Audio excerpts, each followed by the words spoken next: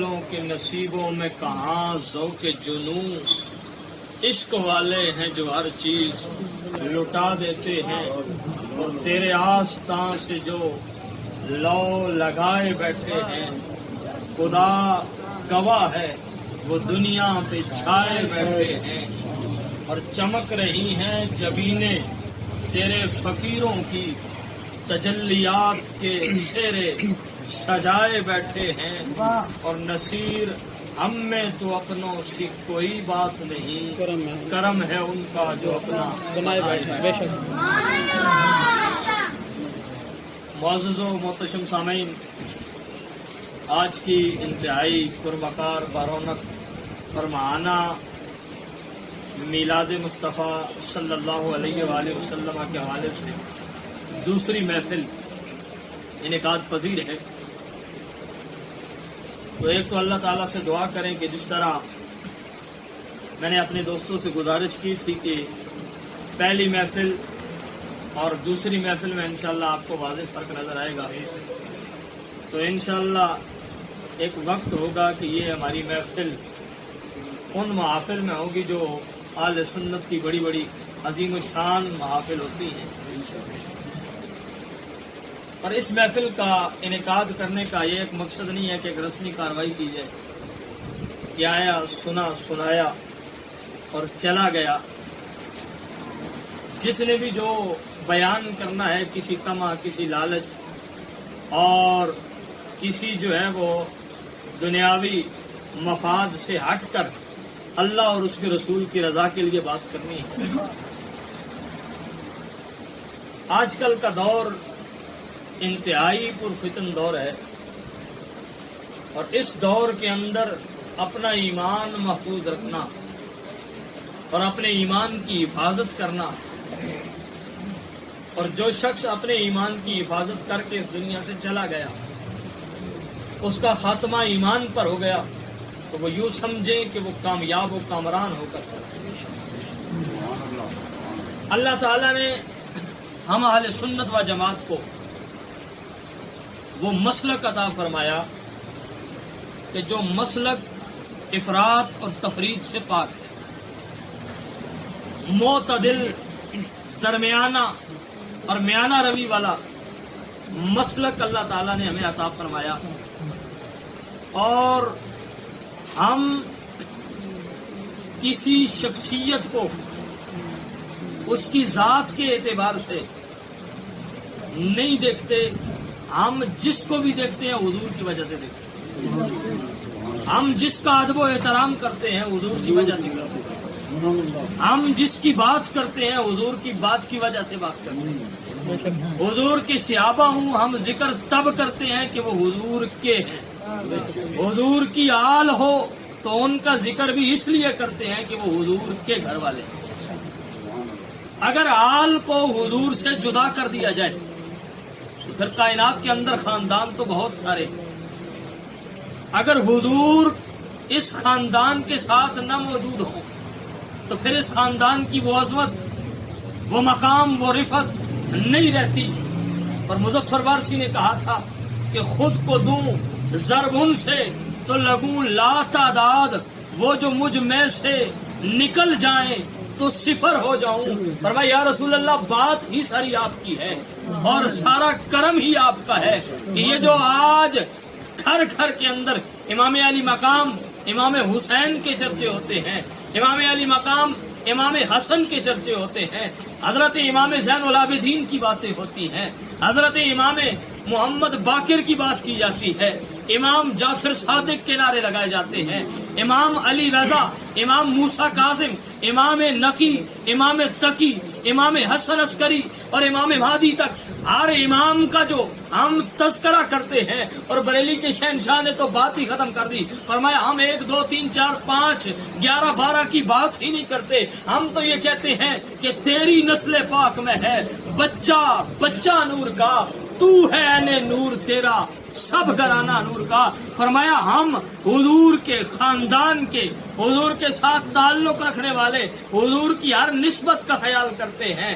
ہر نسبت کا حیا کرتے ہیں، اور اس لیے کرتے ہیں ہم کسی کی ذات کو نہیں دیکھتے، ہم کملی والے مصطفیٰ کے ساتھ ان کا تعلق دیکھتے ہیں، ان کی قربت دیکھتے ہیں، ان کی نسبت دیکھتے ہیں، ان کی صحبت دیکھتے ہیں۔ ہم یہ دیکھتے ہیں کہ جس ذات کی بارگاہ میں ابو بکر آیا صدیق اکبر بنا ہے، ہم یہ دیکھتے ہیں کہ جس ذات کی بارگاہ میں عمر بن خطاب آیا فاروق اعظم بن گیا۔ ہم یہ دیکھتے ہیں کہ جس کی بارگاہ میں آنے والا تو آیا عثمان بن عفان بن کر، اور جب نکلا تو ذوالنورین بن کر نکلا۔ ہم اس ذات کی بات کرتے ہیں کہ جو آیا تو صرف علی تھا لیکن نکلا تو حیدر کرار بھی تھا، شیر خدا بھی تھا، اسد اللہ غالب بھی تھا، اور غالب علی کل غالب بھی تھا۔ وہ ذات، ہم اس ذات کی بات کرتے ہیں کہ جہاں حضور علیہ الصلوۃ والسلام کا تعلق ہے تو ہم اس کی بات کرتے ہیں۔ اگر حضور کی ذات کا تعلق صحابی کے ساتھ نہ ہو تو وہ صحابی نہیں رہتا۔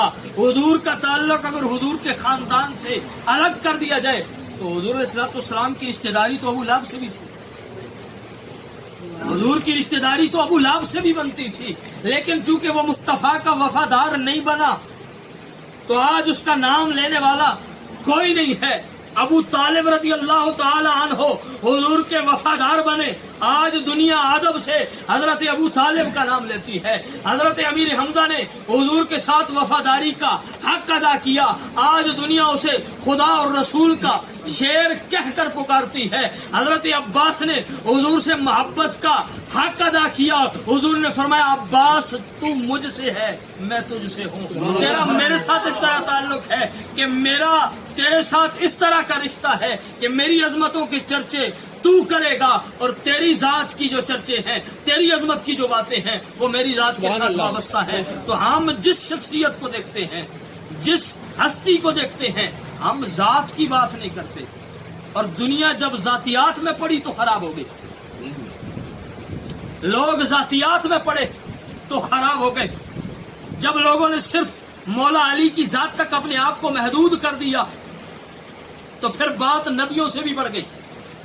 جب لوگوں نے صرف ابو بکر صدیق تک، حضرت فاروق اعظم تک، حضرت عثمان غنی تک اپنی ذات کو محدود کر دیا اور آل بیت کے تذکرے کو وہ اپنے لیے جرم سمجھنے لگے تو پھر بات نسبیت تک، خارجیت تک چلی جاتی ہے۔ تو اس لیے آل سنت کو اللہ تعالیٰ نے وہ معتدل مسلک عطا فرمایا ہے کہ جس مسلک کے اندر ادب کے سوا کچھ بھی نہیں ملتا۔ ہم تو وہ لوگ ہیں کہ اگر حضور کی گلیوں میں چلنے والا کتا بھی ہو تو ہم اس کتے کا ادب و احترام بھی اس لیے کرتے ہیں کہ یہ میرے محبوب کی گلیوں سے ہو کر آیا، یہ حضور کی گلیوں سے ہو کر آیا ہے۔ ہم حضور کی ہر نسبت کا حیا کرتے ہیں۔ اور سمجھ لیجیے تشاماج کی یہ اصلاحی محفل، کسی کی بات کو مت سنیں۔ آپ کا سوشل میڈیا کیا کہتا ہے چھوڑ دیں، الیکٹرانک میڈیا کیا کہتا ہے چھوڑ دیں، پرنٹ میڈیا کیا کہہ رہا ہے چھوڑ دیں۔ آپ ان نفوس قدسیہ کو دیکھیں جن کی عظمتیں میرا رب کا قرآن بیان کر رہا ہے، مصطفیٰ کی حدیث بیان کر رہی ہے۔ آپ اور میں کون ہوتے ہیں کہ ان کے ایمان کے اور ان کے معاملات کے فیصلے کرنے والے؟ ہمیں تو اپنے ایمان کی خبر نہیں ہے۔ ہم تو ایک نماز پڑھتے ہیں، 4 ہماری قضا ہو جاتی ہیں۔ ہم فرض پڑھتے ہیں، سنتیں چھوڑ دیتے ہیں۔ ہمارا تو حال یہ ہوتا ہے کہ رمضان کے 1 روزہ رکھا، 2 کے اندر ناغا کر دیتے ہیں۔ ہم صاحب استطاعت ہوتے ہوئے حج نہیں کرتے، ہمارے پاس زکوٰۃ کے لیے مال موجود ہوتا ہے، صاحب نصاب ہوتے ہیں، زکوٰۃ ادا نہیں کرتے۔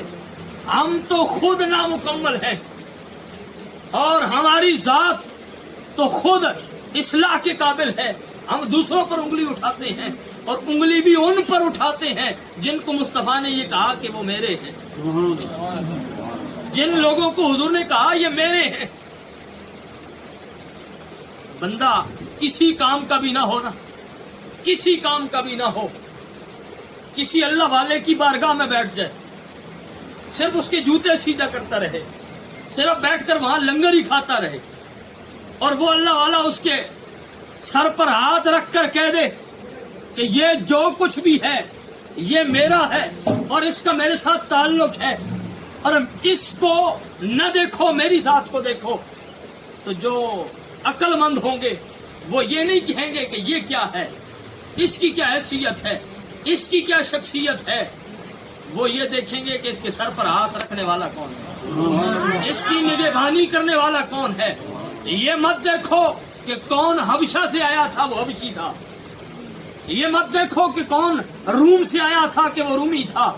یہ مت دیکھو کہ کون فارس سے آیا تھا کہ وہ فارسی تھا۔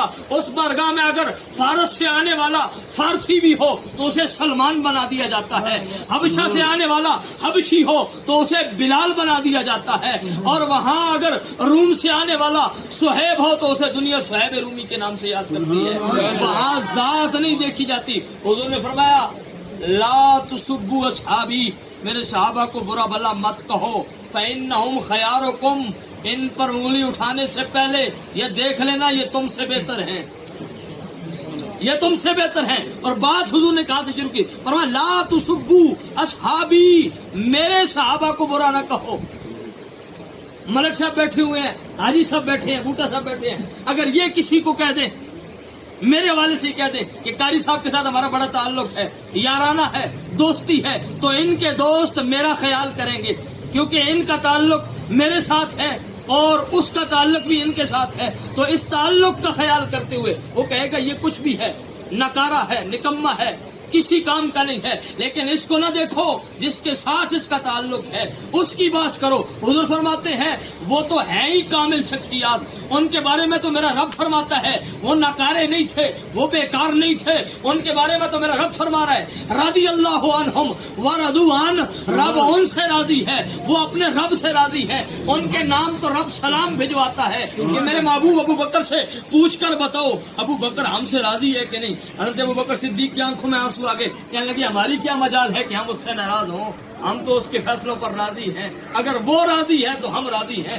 تو بتانے کا مقصد یہ ہے کہ جن کی رضا رب کو مطلوب ہے اور جن کے ساتھ رب رضا کا اعلان کر رہا ہے، اور میرے رب کا قرآن کہتا ہے چھوڑ دیجئے خبروں کو، خبریں کون لکھتا ہے، کوئی رائٹر لکھے گا، کوئی مورخ لکھے گا، تاریخ کی کتاب کسی مورخ نے لکھی ہوگی، جھوٹ بھی بول سکتا ہے، سچ بھی بول سکتا ہے، لیکن یہ میرے رب کا قرآن ہے، اور قرآن کی ایک ایک جملہ، ایک ایک حرف، ایک ایک آیت، ایک ایک لفظ ایسا ہے کہ جس کے اندر شک کرنے والا دائرہ اسلام سے خارج ہوگا۔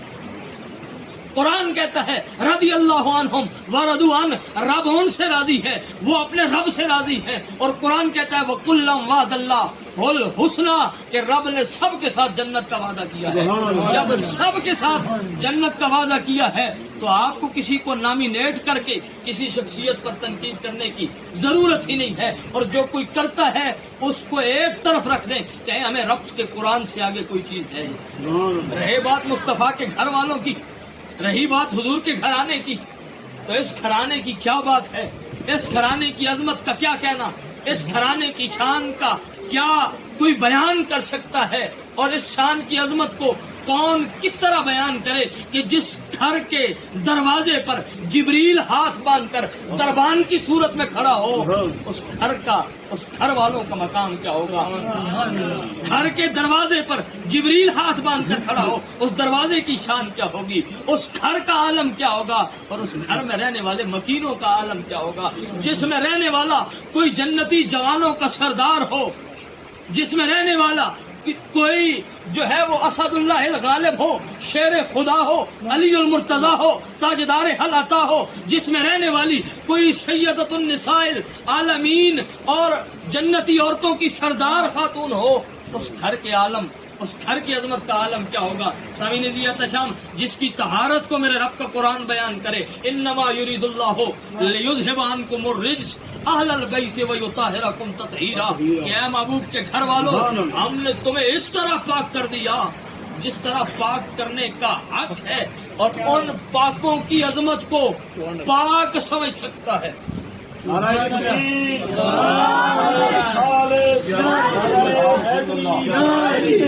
مصطفیٰ، میلاد مصطفیٰ،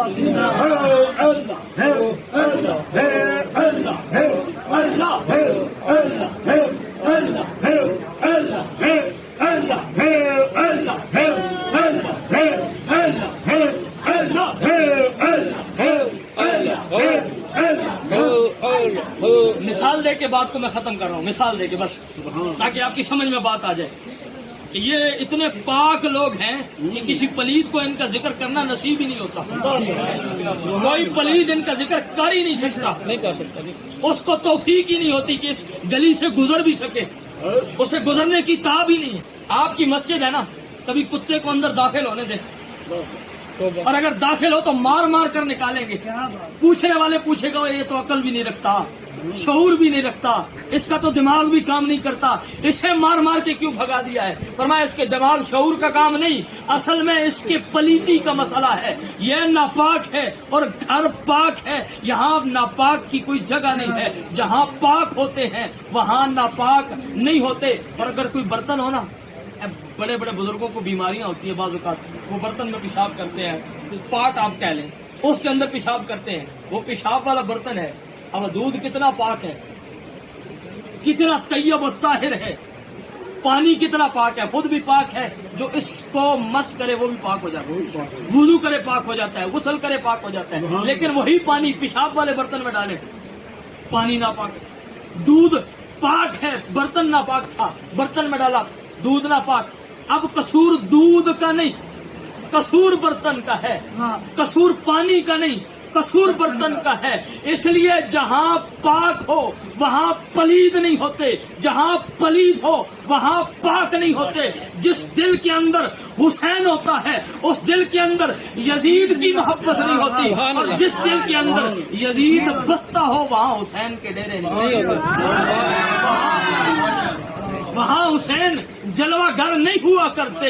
جس دل کے اندر حضور کی حال کی محبت ہو, جس دل کے اندر حضور کے صحابہ کی محبت ہو, اور جس دل کے اندر حضور کی ہر نسبت کا حیا ہو, وہ لوگ یہ چیز نہیں دیکھتے. حضور نصیر ملت نے کہا تھا کہ حاضر و ناظر, نور و بشر غیب کو چھوڑ, حاضر و ناظر نور و بشر غیب کو چھوڑ, شکر کر وہ تیرے عیب کو چھپائے. یہ باتیں چھوڑ دے, یہ باتیں کرنا چھوڑ دے کہ ابو بکر ایسا تھا.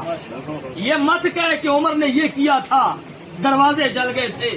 یہ کہہ دینا چھوڑ دے کہ عثمان نے فلاں کو گورنر بنایا تھا, فلاں نہیں بنا تھا. یہ کہنا چھوڑ دے کہ علی کے مقابلے میں کون آیا تھا, علی کس کے مقابلے میں گیا تھا. فرمایا یہاں چپ کر کے یہ دیکھ کہ ان کا تعلق کس کے ساتھ ہے, یہ کس کے ساتھ وابستہ ہے, ان کا تعلق کس محبوب کے ساتھ ہے. جب یار نے ان کو سینے کے ساتھ لگا کے رکھا ہے, تو اور میں کون ہوتے ہیں کہ فیصلے کرنے والے, تو اور میں کون. اور یہ آخری بات ذہن کے اندر رکھیں, بندہ اعلیٰ گھرانے کا ہو نا.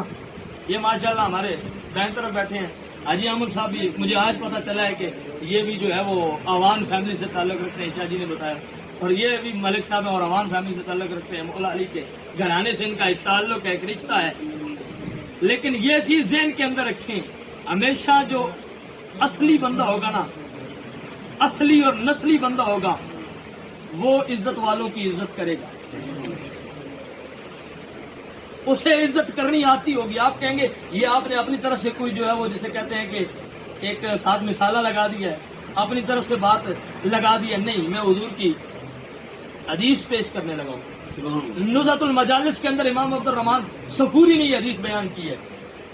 مسجد کے اندر آخری بات, یہ میری بات میں ختم کر رہا ہوں, لیکن میں نے یہ کہا ہے کہ اس معاملے کو چھوڑ دیں. آج کل کے سوشل میڈیا کو, پرنٹ میڈیا کو, الیکٹرانک میڈیا کو, نبی کے صحابی کے حوالے سے کوئی کہتا ہے آپ چھوڑ دو. جن کو حضور نے اپنا صحابی بنایا, ہم کون ہوتے ہیں بات کرنے والے. حضور کے گھر والوں کا تو اپنے گھر کی فکر کر. تیری جناب گھر والیاں, تیری گھر کی عورتیں کہاں کہاں ہوتی ہیں, تو ان کی بات کر. جن کے بال بھی سورج نے نہ دیکھے ہوں, جن کا بال سورج تک نہ دیکھے, تو آج ان کی باتیں کرتا پھرتا ہے کہ وہ ایسے تھے, وہ ایسے تھے. اور یہ بات نہیں ہے کہ جو لوگ آل رسول کی محبت کے سلسلے میں آل رسول کی بے ادبیاں اور گستاخیاں کر جاتے ہیں. لیکن اللہ تعالیٰ سے دعا کرنی چاہیے کہ یہ چیز سمجھنے کی توفیق عطا فرمائے. مسجد نبوی ہے, حضور صلی اللہ علیہ وآلہ وسلم کے دائیں طرف ابو بکر صدیق موجود ہیں, بائیں طرف فاروق اعظم موجود ہیں, منبر پر وہ موجود ہے جسے رب نے نبیوں کا امام بنایا. منبر پر وہ موجود ہے جو آیا سب سے آخر میں ہے, لیکن اس کے پیچھے آدم بھی کھڑے ہیں, اس کے پیچھے نوح بھی کھڑے ہیں, اس کے پیچھے یحییٰ, داؤد, عیسیٰ, الیاس, ایوب, ہر نبی اس کے پیچھے ہاتھ باندھ کے کھڑا ہے. وہ منبر پر تشریف فرما ہے. دائیں طرف ابو بکر, بائیں طرف عمر, سامنے عثمان, باقی صحابہ, بلال بھی موجود, سلمان بھی موجود, ابو ذر بھی موجود, مقداد بھی موجود, طلحہ بھی موجود, سعد بھی موجود, سعید بھی موجود, حضرت عبیدہ بن جراح بھی موجود. بڑے بڑے نام موجود ہیں, لیکن علی موجود نہیں. علی موجود نہیں ہے. مسجد نبوی کے دروازے سے مولا علی آئے. مسجد نبوی کے دروازے سے کون آ رہا ہے؟ مولا علی آ رہا ہے, جس کے بارے میں نبی فرماتے ہیں علی انت اخی فی الدنیا والآخرہ. علی تو دنیا میں بھی میرا بھائی ہے, آخرت میں بھی میرا بھائی ہے. اور ہاتھ اٹھا کر کہا تھا علی من کنت مولا ہو فہذا علی مولا ہو. جس کا میں مولا ہوں اس کا علی مولا ہے. اور کائنات کے اندر کوئی چیز ایسی ہے ہی نہیں کہ جس کے مولا حضور نہ ہو. ابو بکر ہیں تو ان کے مولا حضور ہیں, عمر ہیں تو ان کے مولا حضور ہیں, عثمان ہیں تو ان کے مولا حضور ہیں, بلال ہیں تو ان کے مولا حضور ہیں, ابو ذر ہیں تو ان کے مولا حضور ہیں, مقداد ہیں تو ان کے مولا حضور ہیں, سلمان ہیں تو ان کے مولا حضور ہیں. تو حضور نے فرمایا جس کا میں مولا ہوں اس کا علی مولا ہے. علی ابو بکر کا بھی مولا ہے, علی عمر کا بھی مولا ہے, علی عثمان کا بھی مولا ہے, علی ابو ذر کا بھی مولا ہے, علی سلمان کا بھی مولا ہے, اور علی اس بلال کا بھی مولا ہے جو بلال کعبے کی چھت پر کھڑے ہو کر اذان کرتا. فرمایا حضرت مولا کائنات آئے. اب حضور نے کسی کو نہیں کہا کہ ابو بکر اٹھو جگہ خالی کرو, عمر تم اٹھو جگہ خالی کرو. سارے بیٹھے ہوئے, سامنے عثمان ہیں, بڑے بڑے نام ہیں, اور جن لوگوں کے وہ نام لیتے ہیں وہ بھی ہیں سامنے موجود. لیکن کھڑا ہو کر جس نے جگہ دی دنیا سے ابو بکر صدیق کے. آپ کھڑے ہو گئے, جو میں بات کرنے لگا وہ بات سمجھیے گا. آپ کھڑے ہو گئے, کھڑے ہو کر اشارہ کیا کہ علی ادھر بیٹھے, علی ادھر بیٹھے, آپ کے لیے جگہ. حضور نے جب دیکھا تو حضور مسکرائے, اور حضور نے مسکرا کر ایک جملہ کہا, اور قیامت تک امت کے لیے یہ ایک جملہ رہنمائی کرنے والا ہے. حضور نے فرمایا میرے صحابہ تم نے منظر دیکھا ہے, دروازے سے میرا علی آیا ہے, کھڑا میرا صدیق ہوا ہے, جگہ میرے صدیق نے دی ہے. اور بھی صحابہ اکرام دے سکتے تھے, جگہ صدیق اکبر نے دی ہے. میں جانتے ہو ایسا کیوں کیا ہے؟ صحابہ اکرام نے فرمایا یا رسول اللہ آپ بہتر جانتے ہیں یا آپ کا رب جانتا ہے. وہ صحابی تھے نا, وہابی تو نہیں تھے نا. کہتے جی یا رسول اللہ آپ کو کیا پتا, ہمیں بھی کچھ نہیں پتا, آپ کو بھی کوئی نہیں پتا, اللہ ہی جانتا ہے. فرمایا اللہ بھی جانتا ہے, اور اللہ کے بتانے سے آپ بھی جانتے ہیں. فرمایا یا رسول اللہ آپ بہتر فیصلہ کر سکتے ہیں. آپ نے فرمایا یہ بات میری نوٹ کر لو, جو عزت والا ہوتا ہے وہ عزت والوں کی عزت کیا کرتا ہے. ابو بکر نے آج کھڑے ہو کر اب مولا علی کے لیے جگہ خالی کر کے دنیا انسانیت کو پیغام دے دیا کہ ہم عزت والے ہیں اور عزت والوں کی عزت کرنا جانتے ہیں. دنیا اس لیے آج تک ابو بکر صدیق کا نام عزت سے لیتی ہے, اور ہم بھی ابو بکر صدیق کا نام اس لیے عزت سے لیتے ہیں کیونکہ اللہ تعالیٰ نے بحمداللہ عزت والا بنایا ہے, جو حضور کی آل کی, حضور کے صحابہ کی عزت کرتے ہیں. انہیں اپنے آپ پر فخر کرنا چاہیے, اپنے ماں باپ پر فخر کرنا چاہیے. اور ہمارے ایک شاہ صاحب بڑی خوبصورت بات کیا کرتے ہیں, وہ کہتے ہیں کہ یہ آل رسول اور مولا کائنات کی محبت کے لیے یہ ایک چیز بہت ضروری ہے کہ ماں نیک ہونی چاہیے, باپ ایک ہونا چاہیے. ماں کا کردار ٹھیک ہو اور باپ ایک ہو تو پھر دل کے اندر آل بیت کی محبت آتی ہے. اگر دونوں میں بھی کہیں کوئی خرابی ہو, اور میں تو کہا کرتا ہوں کہ یہ بھی شرط لگانے کی ضرورت نہیں ہے کہ ماں نیک ہو تو باپ ایک ہو. اگر ماں نیک ہوگی تو باپ ایک ہی ہوگا, اگر ماں نیک ہوگی تو باپ ایک ہی ہوگا, اور اگر باپ اور بھی ہوئے تو پھر ماں نیک نہیں ہے. اس لیے مولا کائنات کی محبت کے لیے باپ کا ایک ہونا ضروری ہے. جب باپ ایک ہو تو ماں خود بہت نہیں. اللہ تعالیٰ سے دعا ہے کہ یہ چیزیں سمجھنے کی, سمجھ کر اس پر عمل کرنے کی اللہ تعالیٰ توفیق عطا فرمائے. اللہ تعالیٰ سے دعا ہے کہ یہ جو ایک اصلاحی بزم کے اندر بیٹھے, اللہ تعالیٰ آپ کا میرا بیٹھنا اپنی بارگاہ میں قبول فرمائے.